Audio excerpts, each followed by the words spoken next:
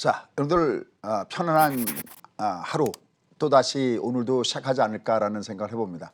아마 여러분들이 어제 잠자리에 드시기 전까지만 하더라도 조금 좀 마음이 심란했을 거다라는 생각을 합니다. 근데 오늘 아침에 눈을 뜨니까 미국 시장이 위로 올라와져 있습니다. 우리나라에 동학개미가 있다면 바로 미국에는 로빈 훗이 있다라는 게 나올 정도로 역시 막강한 유동성을 바탕으로 해서 시장을 겨냥하고 있습니다. 이미 지난주에 여러분께 이번 주에는 소위 그 슈퍼 모교를 중심으로 해서 많은 주요 기업체들, 특히 넷플릭스를 제외한 나머지 빵 기업체를 중심으로 해서 실적 발표가 있고, 특히 퀄컴 같은 경우도 실적 발표가 있기 때문에 여기에 따라서 어떻게 움직이냐가 매우 중요하다 그러는데 좋은 실적들을 놓았습니다. 이로 인해서 역시 분위기도 좋은데다가 막강한 유동성이 역시 시장을 당겼습니다. 자, 그런데 지난 주말 우리나라 시장은 좀 어땠습니까? 우리나라 시장은 조금 좀 고전을 면치 못했죠. 특히 코스피 시장이 주가가 좀 크게 내려가는 이런 모습들도 보여줬습니다. 과연 그렇다면 여러분들은 지금 마음이 어떤가요? 자, 오늘 이러한 가운데서 오늘 여러분과 함께 알아볼 원포인트 레슨은 모처럼 만에 미국과 중국이 의견 일치를 보았다라는 겁니다. 우리가 계속 미국과 중국은 대립하는 걸만 알고 있었는데 모처럼 만에 의견 일치를 봤다? 도대체 이게 무슨 얘기일까요? 여러분들 그동안에 여론조사에서 미국의 트럼프 대통령이 민주당의 조 바이든 후보한테 밀린다고 했을 때 아직까지도 많은 사람들의 뇌 속에는 저를 비롯해서 많은 뇌 속에는 어떤 것이 작용하고 있냐면 그 여론조사 믿을 수 없어 라고 했었어요.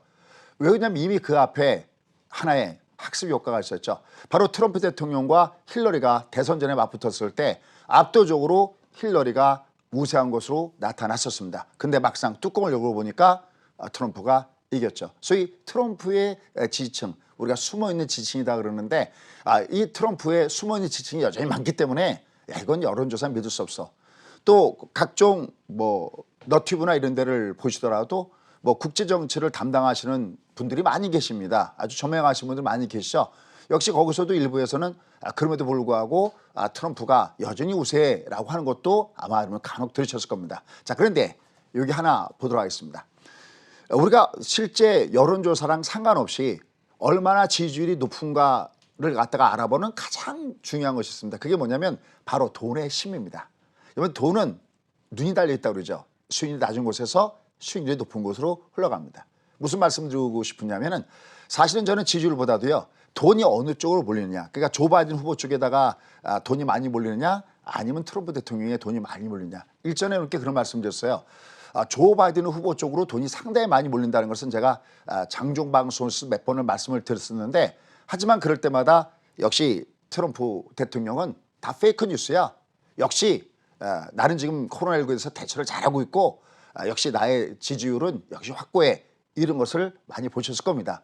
자, 그런데 놀라운 변화가 생겼습니다. 뭐냐면 트럼프 대통령이 대선 연기 얘기를 들고 나왔습니다. 물론 이것은 9시간 만에 다시 직접 해명했습니다. 자기도 투표하는 것을 원한다. 다만 만약에 코로나19 때문에 직접 투표하지 못하고 우편 투표를 했을 때 거기서 나오는 여러 가지 문제들을 지적하고 또 국민 건강까지 염려했습니다. 그런 사람이 대선 레이스에선 또 사람들을 모이게 해갖고 또 코로나19에 감염되는 일까지 발생됐기 때문에 그걸 갖다 믿는 사람들은 거의 없죠. 자, 다만 중요한 것은 트럼프가 왜 대선 연기를 들고 나느냐라는 겁니다. 우린 여기서 그 안에 숨어있는 것을 봐야 됩니다. 드디어 트럼프 대통령도 자기가 코로나19에 대해서 대처를 잘못했구나라는 것을 스스로가 인정했다는 얘기고, 실제 여론도 본인한테 불리하게 돌아가서 이거 이대로 가면은 대통령에 당선되기 어렵다는 것을 스스로 인정한 것이다라고 보시는 것이 맞다라는 겁니다. 자, 그럼 여기서 일단 우리가 한 가지 볼 게 있습니다. 이런 상태 속에서 그동안에는 중국에선 별다른 얘기가 안 나왔어요. 근데 제가 사실 트럼프의 대선 연기대에서도 한 번 놀랐지만 한 번 더 더블로 놀란 것은 뭐냐면 바로 시진핑의 중국의 지구전 얘기입니다. 자, 지구전 얘기는 여러분들이 무슨 얘기인지 아시죠? 중국은 어떻게 보면 공산당의 전투는 전설적인 전투죠. 그 소수의 공산당 이 인원을 가지고 맨 끝에는 처음에는 대장정을 시켰을 때 한 8만 명 정도로 대장정을 시켰는데 나중에는 1만 명 정도도 안 남았던 그 공산당이 그 대군의 장개석, 장제스죠. 이 마오쩌둥의 공산당과 그다음에 장개석 총통의 이 국민당이 서로 맞붙었는데 어떻게 했습니까? 결국은 장개석 군대는 전부 다 지금의 대만으로 전부 다 쫓겨나게 된 부분들이 바로 그 부분이죠. 이때 바로 마오쩌둥, 모택동이 선택했던 전술은 뭐였습니까? 상대방이 나에 비해서 숫자가 너무나 우세하고 전력이 너무나 우세할 때는 결코 정면 총대선 승부가 없다라는 것을 느낀 겁니다. 그래서 어떻게 합니까? 소위 장기전으로 돌입했다라는 얘기가 된 겁니다. 결국은 시진핑이 쥐구전의 얘기를 끝냈다. 여러분들 시진핑은 틈만 있으면 마오쩌둥, 모택동 얘기를 굉장히 많이 하죠. 오히려 등소평을 버리고 등소평에 우리가 소위 얘기하는 계속해서 어떤 강대와 미국과 맞붙었을 때는 절대 내가 죽은 이후에도 100년 동안은 맞붙지 마라. 도강양해를 버리고 분발 위에 떨쳐 일어나는 이런 정신하면서 등소평을 굉장히 멀리 했는데 또 이번에도 시진핑의 선택은 등소평이 아니라 결국은 마오쩌둥, 모택동이었다는 겁니다. 결국은 시진핑이 지구전을 선택한다. 이것도 지구전이 뭐다 이런 개념보다도 이런 얘기가 왜 하필 지금 이 마당에 났을까 하는 겁니다. 드디어 중국에서도 요번에 대선과 연결돼서 확실하게 조 바이든이 우세하다는 것을 결국은 겉으로 드러낸 것이 바로 지구전이다. 무슨 얘기입니까? 결국 이런 거죠. 결국은 대선까지 이걸 갖다가 질질 끌고 가서 결국은 트럼프가 떨어지고 조 바이든이 결국은 당선되는 것을 보고 그다음에 파트너로서 조 바이든을 상대하겠다는 것이 저 안에 숨어 있다라는 얘기가 되겠습니다. 자, 그럼 여기서 몇 가지 집어넣고 그다음에 디테일까지 가야 되는 이유를 한번 보도록 하겠습니다. 자, 일단 첫 번째. 그러면 정말 트럼프는 완전하게 이 게임에서 진 것인가? 아닙니다. 마지막 변수가 하나가 남아 있습니다. 그 변수는 뭘까요? 그렇습니다. 11월 3일 이전 아직 지금은 완전하게 트럼프가 제가 항상 방송할 때도 보이스 오브 아메리카라든지 뉴스를 항상 참조해서 방송한다는 말씀을 많이 드렸었는데 마지막 11월 3일까지 마지막 변수는 뭐냐면 여전히 백신과 그다음에 치료제. 물론 지금 여기에 대해서 굉장히 권위가 있는 찰스 하킨스에서는 이 백신이 나온다 하더라도 많은 사람들이 정말 말 그대로 대중화가 돼서 백신을 맞으려면 올해는 의미가 없고 내년 연말 정도가 돼야지만 의미가 있다는 얘기가 나오고 있습니다. 그러나 그 변수는 어떻게 될지 알 수가 없는 부분이죠. 그러니까 마지막 변수, 소위 마지막에 뒤집기의 변수는 결국 11월 3일 이전까지 어떤 백신 개발이라든지 이 코로나19와 관련된 얘기가 나온다면 이건 언제든지 또 뒤집어질 수 있는 부분이 있습니다. 왜? 그것은 바로 우리 선거에서도 아마 그런 것들 아마 여러분 보셨을 겁니다. 많은 악재들이 같이 쌓여서 있지만 결국 코로나19에 대한 대처가 잘했다 해서 나머지 악재들은 완전히 묻혀버리는 결과를 우리가 한번 봤기 때문에 결국 이번에 트럼프의 대선 이 부분도 아직까지는 마지막 변수는 바로 거기에 있습니다. 바로 이와 연결돼서 얼마 전에 이렇게 말씀드렸던 대로 우리가 알고 있는 130년 전통의 코닥 필름이 이제는 뭐가 된다고 했습니까? 코닥 제약이 된다고 했습니다.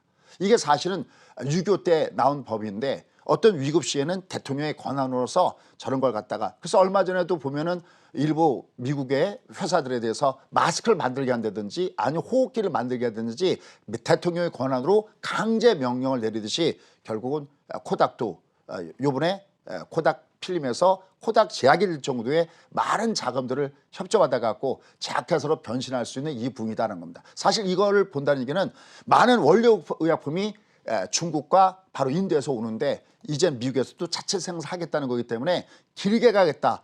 결국은 중국과 긴 싸움을 가겠다라는 것으로 받아들여졌는데 어쨌든 이번에 트럼프의 대선 연기와 맞물려서 시진핑의 지구촌 얘기가 나왔다는 것은 결국은 누나가 지금의 판도를 조 바이든 우세로 본다는 겁니다. 다만 첫 번째 하나는 이게 11월 3일까지는 마지막 변수 하나는 여전히 남아있다. 그러니까 우리가 계속해서 미국에서 나오는 이러한 변수들 그다음에 회사로 본다면 모더나라든지 최근에 많이 나오고 있는 모더나라든지 화이자라든지 많은 제약회사들의 주가가 어떻게 움직이는지 뉴스가 어떻게 나오는지를 계속 주목해서 봐야 된다는 겁니다. 자, 그럼 두 번째 과연 그렇다면 만약에 민주당이 이번에 대선에서 승리하게 된다면 시장은 어떻게 될까요? 라는 것에 대해서 여러 가지 얘기가 있는데 이걸 우리가 양면성이기 때문에 보도록 하겠습니다. 일단 먼저 민주당이 가장 먼저 현재 대통령이 됐을 때 월가에서 부담을 느끼는 건 뭘까요? 그렇습니다.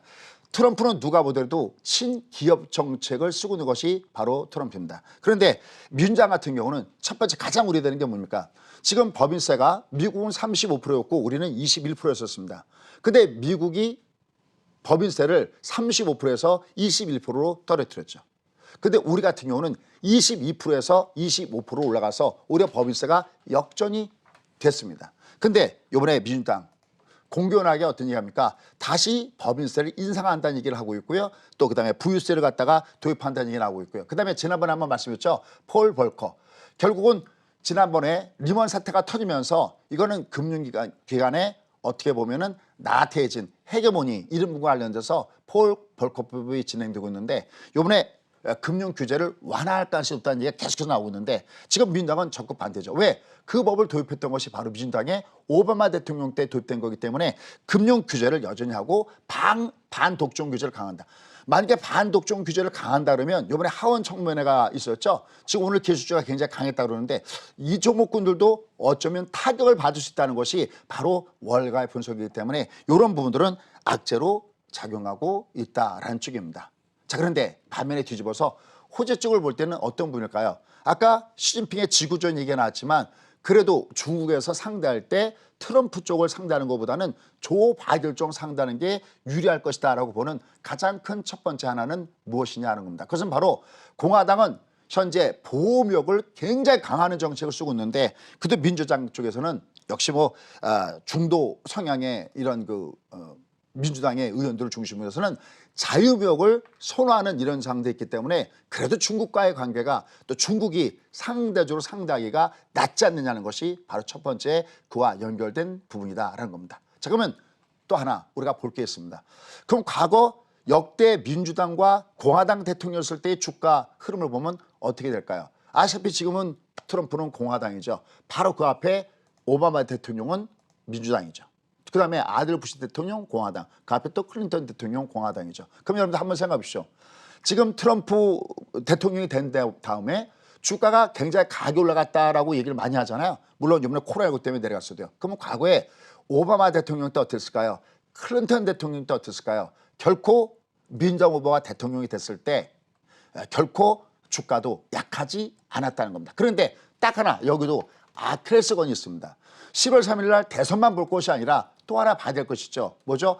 하원과 상원입니다. 하원은 전체 선거가 있고요. 상원은 3분의 1 바뀌는데 이때 만약에 정말 민주당이 대통령 후보와 대통령 선거와 그다음에 의원 선거에서 만약에 정말 이기게 된다면 이거를 일단 주장에 전체 월가의 분위기는 한 번 정도는 일단 충격을 받을 것이라는 얘기는 역시 현 상태에서 봐야 되는 부분입니다. 다만 우리가 한번 끊어보자고요. 뭐 대통령 선거는 어차피 가봐야지 않은 부분인데 대신 우리가 중요한 거예요. D-Day까지 간다. 과연 이 개념은 어떤 것일까? 잘 보십시오. 이제 트럼프는 과거에 계속해서 이건 페이크 뉴스다, 페이크 뉴스다, 페이크 뉴스다 그랬는데 이때 여기서 우리가 한 가지 느낄 수 있는 게 있습니다. 그렇다면 트럼프 대통령이 저렇게 어떻게 보면 속이 타들어가는 거죠. 오죽하면 대선 연기까지 공화당 내에서도 엄청나게 반발을 일으키는 대선 연기설 얘기까지도 얘기 나왔다는 것은 물론 여러 가지 얘기가 있습니다. 뭐 시선을 돌리게 한 것이다 뭐다 했지만 이제 그만큼 속이 타들어가는 거기 때문에 이제 더욱더 미국은 이 11월까지 이제 불과 100일도 안 남은 이 구간에서 결국 트럼프 행정부는 내놓을 만한 부양책은 온통 다 내놓을 가능성이 굉장히 없다는 점에서 결코 제가 생각할 때 주장에서는 오히려 악재성보다는 악재가 오히려 호재를 부르는 내용이 될 거라는 겁니다. 또 하나의 호재가 있죠. 우리가 보통 주가 올라갔을 때 어느 날 주가가 확 내려가면 어떤 얘기 나오고 있습니까? 지난번에 총영사관 사건 아시죠? 미국이 총영사관 일부 폐쇄 얘기 나오니까 그다음에 중국에서도 맞불로 총영사관 폐쇄 났을 때 주가가 휘청거렸었죠. 그런데 앞서 설명드렸던 대로 시진핑의 지구전 이거 무슨 얘기입니까? 이에는 이 소위 불에는 불 서로 미국과 중국이 막강하게 둘이 맞부딪히면서 나오는 그 부분 때문에 굉장히 추장이 피해를 입었었는데 오히려 중국이 지구온으로 간다는 것은 무슨 얘기입니까? 이제 아무리 미국이 중국을 압박하고 때려도 여기에 정면 대응하지 않고 일단은 시간 벌기에 들어갔다는 점에서 오히려 시장은 미국과 중국의 각종 여러 가지 불협화면 악재에서 오히려 역으로 벗어날 수 있는 이런 부분이 된다는 겁니다. 물론 주가는 여전히 고공행진 속에 어느 정도 올라 있습니다. 더군다나 펀더멘탈 없이 올라간 주가는 항상 외부의 돌발적인 악재가 있을 때는 항상 한 번씩은 내리칩니다. 하지만 그 내리쳤을 때 그 원인이 최소한 미국과 중국의 어떤 정면 충돌 문제가 아닌 그 외에 다른 문제의 변수 있을 수 하더라도 최소한 저 악재는 바로 대선 전까지는 저게 잠복기로 들어갈 가능성이 없다는 점을 우리는 역으로 한번 해봐야 되는 것이 아니냐는 겁니다. 그다음에 또 하나 가장 중요한 것이 있습니다. 지금 중국의 달러가 위협을 받고 있습니다. 여러분들 달러가 지금 초달러 약세 현상을 보면서 내려가지고 있죠. 이미 여러 차례 말씀드렸습니다. 그래서 전 세계의 이 소위 게임을 하는 이런 메이저들은 어디다 승부를 보고 있느냐? 약달러에다가 승부를 보고 있다고 했습니다. 여러분 달러는 딱 두 가지 경우에만 약합니다. 첫 번째, 달러가 약할 때는 언제일까요? 달러는 아시다시피 안전자산이죠. 우리가 보통 안전자산 그럴 때 여러분 머릿속에 떠오르는 게 있을 겁니다. 통화 그러면 달러, 그 다음에 또 어디가 안전자산입니까? 바로 일본의 엔화죠. 워낙 일본은 해외에 많은 자산을 갖고 있기 때문에 항상 위기가 터지면 그러한 자산을 처분하고 결국은 일본으로 그 돈들이 들어오기 때문에 오히려 바로 위기가 터졌을 때는 일본의 엔화도 안전자산입니다. 근데 또 다른 쪽의 안전자산 뭡니까? 요새 최근에 급등을 주고 있는 금과 바로 국채입니다. 바로 이런 것들이 안전자산이죠. 그러면 달러가 지금 약세 현상을 보이고 있습니다. 이건 어떨 때일까요? 일단 첫 번째 하나는요. 이건 안전자산이니까 상대적으로 돈이 위험자산 쪽으로 들어갔을 때, 그죠? 예를 들어서 주식시장 같은 거죠. 대표적으로 이런 쪽으로 들어왔을 때 달러가 약세 현상을 보이죠. 이건 아주 긍정적인 달러의 약세 현상이다. 그런데 지금 달러는 왜 약세 현상일까요? 미국은 이 앞에 바로 요번에 코로나19의 위기에서도 어마어마한 역대급의 돈을 풀었고요. 또 하나 2008년도에 리먼 사태 있을 때도 역시 전 세계에 풀린 그 돈의 반이 미국에서 약 한 4조 달러의 돈이 풀렸습니다. 사실 2008년도 이전만 하더라도 전 세계 달러는 2조 달러가 안 됐었습니다. 근데 그 이후에 돈이 막 4조 달러 이상 풀리면서 지금 대략 한 8조 달러의 돈이 전 세계에 돌아다니고 있다는 점을 우리가 염두에 두고 여러분 보셔야 된다라는 겁니다. 그 앞에도 또 위기가 있었죠. 바로 2000년도에 IT 버블과 2001년도에 바로 9.11 테러가 바로 그런 부분입니다. 그게 연거푸 위기가 터지면서 결국 그때마다 미국의 전략은 뭘까요? 계속해서 돈을 푸는 일이었었습니다. 그러다 보니까 이제 어마어마하게 돈이 풀렸을 때 예전에는 영향을 안 받던 이 현상들이 달러의 초약세 현상으로 가면서 달러 약세 현상이 나타나고 있다는 것도 봐야 됩니다.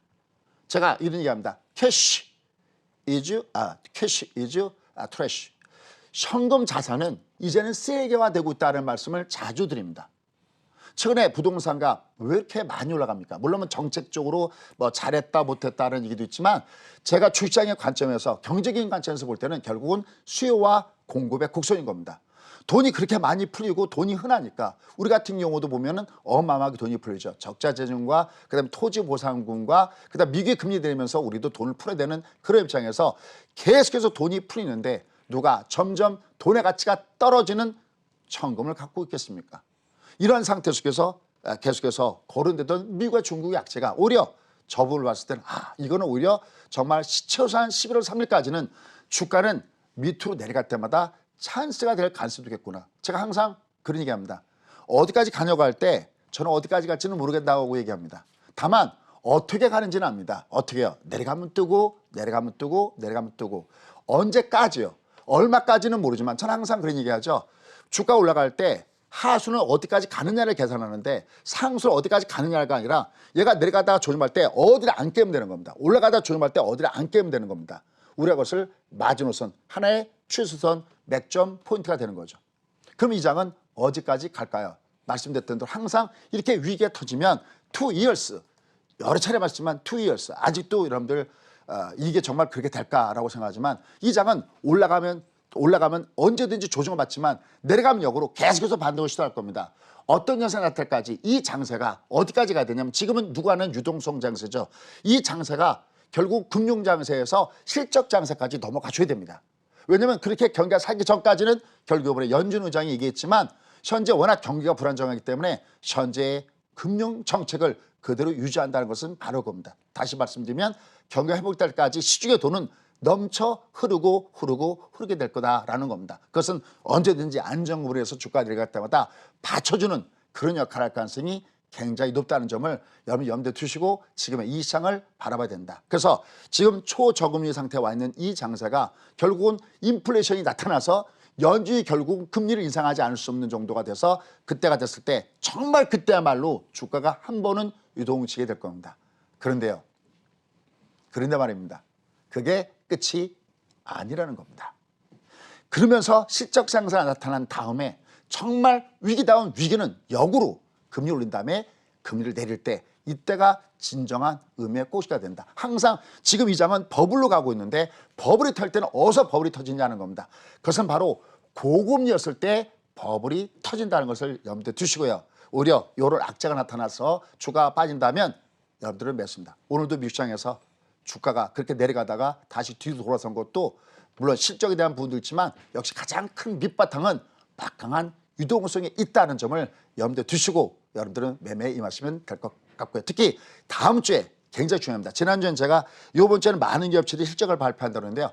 다음 주에 가장 주목해서 볼 것은 월요일부터 엄청난 하나의 경제적인 지표가 발표가 됩니다. 미국의 ISM 제조업지수가 발표가 되는데 마침 중국의 차이신 제조업지수 동시에 발표합니다. 이걸로 해서 또 다시 한번 장은 굉장히 변동성을 보게 될 거고요. 수요일부터는 더 긴박하게 돌아갑니다. 바로 최근에 가장 문제가 되고 있는 고용지표죠. 지금 2분기 성장률이 마이너스 32.9. 물론 얘들은 곱하기 4하죠. 연율로 따지기 때문에 곱하기 4라는데 이 부분과 연결돼서 고용지표들이 어떻게 나오냐가 매우 중요한데 바로 수요일 날입니다. 바로 LDP 민간 고용보고서가 수요일부터 나오고요. 그다음에 목요일 날은 신규 수업 수당에다가 금요일 날 고용지표가 나오니까 지난주가 어떻게 보면 실적의 슈퍼 위크였다면 이번 주는 경제 지표의 슈퍼 위크라는 점을 염두에 두시고요.